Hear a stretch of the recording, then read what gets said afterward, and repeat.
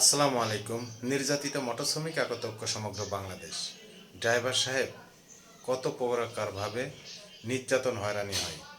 এখন বর্তমান বাংলাদেশে তেলের সংকট, তার জন্য গাড়ি যেখানে সেখানে আসলেই হাওয়া ধরে যাচ্ছে, গাড়ি বন্ধ হয়ে যাচ্ছে। তার জন্য পুলিশ প্রশাসন তারাও নির্যাতন হয়রানি করতেছে। আসলে সবাই কিন্তু একরকম না। তা আমি বিনীতভাবে অনুরোধ করব, আয়ো পুলিশ ট্রাফিকদেরকে অবশ্যই আপনারা একটু দৃষ্টি দেবেন, কেননা তেলের সংকট আপনারা জানেন। তো অবশ্যই আমাদের দিক একটু দৃষ্টি দিবেন, একটু ছাড় দিবেন। আসসালামু আলাইকুম।